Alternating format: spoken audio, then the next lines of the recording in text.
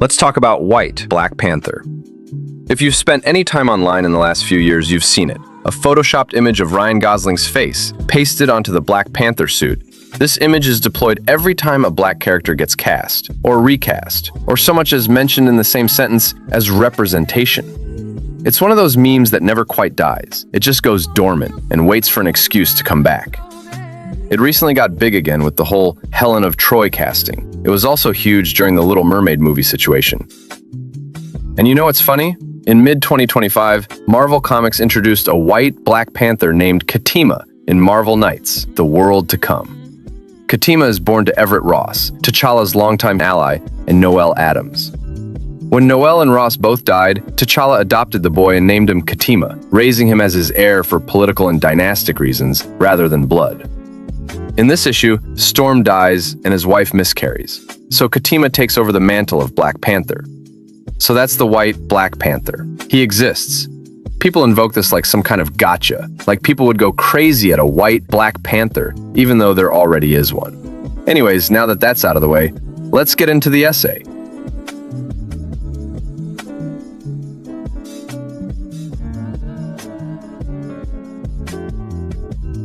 So first of all, this particular joke depends on a comparison that falls apart the second you actually think about it.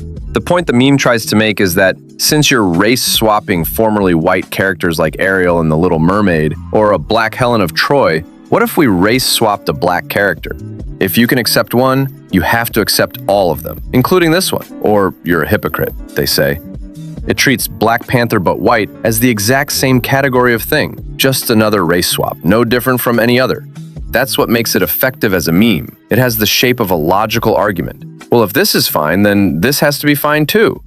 Are these comparisons even consistent with each other in the first place? No, they're not, but the people who invoke this meme do not care about that nuance.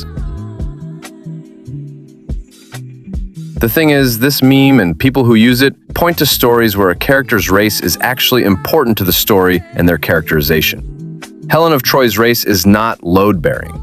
Nothing about the Iliad, nothing about her story hinges on a specific skin color. She is defined by beauty, by consequence, by the war her face supposedly launched. You can restage that story with an actress of any background, and the mythology doesn't buckle. Unless you think the pinnacle of beauty is white and blonde, then you can agree that her race had nothing to do with the story. The same goes for Ariel. The Little Mermaid is a story about a girl who wants legs, wants a voice, wants a life on land instead of under the sea.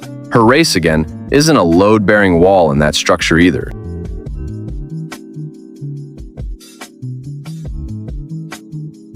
Black Panther is a different kind of building entirely, despite it being a work of fiction just like the other two we've discussed.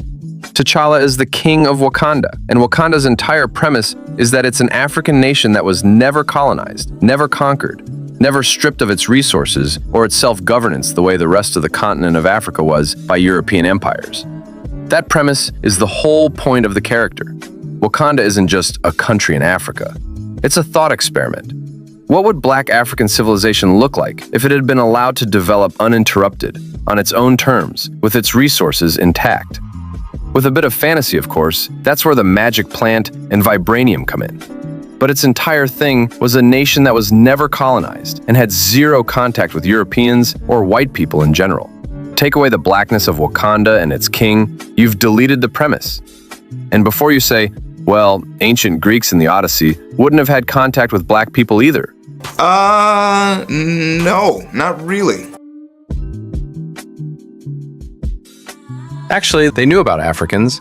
Homer himself gives them a striking status in both epics, not as background figures, but as the people the gods themselves often visited. In the Iliad, Thetis tells Achilles that Zeus has gone to the edges of the world for a 12-day feast with the blameless Ethiopians, and all the other gods went with him.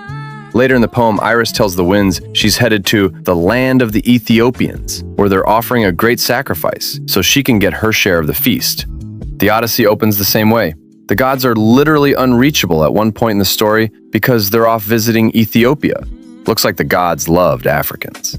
In Homer's works, Ethiopians live at the edges of the earth, close enough to the sun that it's darkened their skin, and they're distinguished by having an especially close relationship with the gods. They're not othered or diminished by Homer, they're elevated, treated as favorites of Olympus and the gods. And mythology aside, Greek contact with Africa likely goes back to the Bronze Age, when Minoan sailors from Crete had the shipbuilding capability to reach the continent.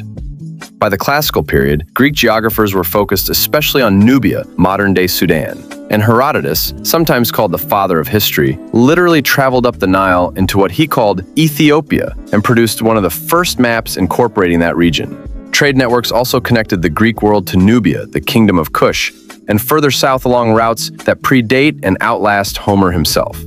So yes, ancient Greeks did know about and interacted with black people.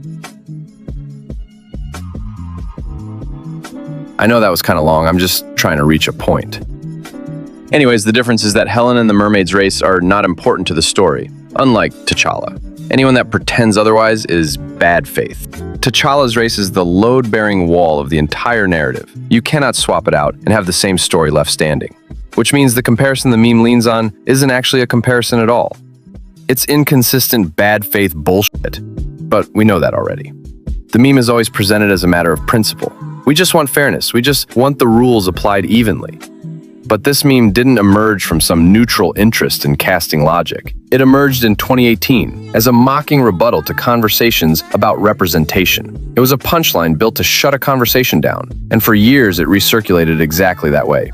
Not applied evenly across every race-swapped character in fiction, but aimed specifically and repeatedly at black characters, and largely at this one.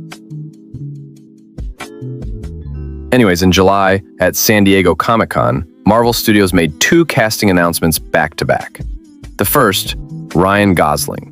The actor at the center of this entire meme was finally officially brought into the MCU, but not as the white Black Panther, but as Ghost Rider. And the second announcement, Black Panther is getting a new face to wear the mantle of Black Panther for a 3rd film, with David Johnson stepping into the role as T'Challa's son. So sorry for you guys, Ryan Gosling is never playing Black Panther.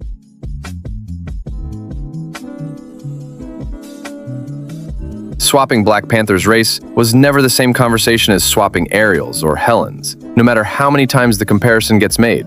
As I said, anyone that invokes this meme in regard to castings with people of color is probably doing it in bad faith. Anyways, that's all for today. Thanks a lot for watching.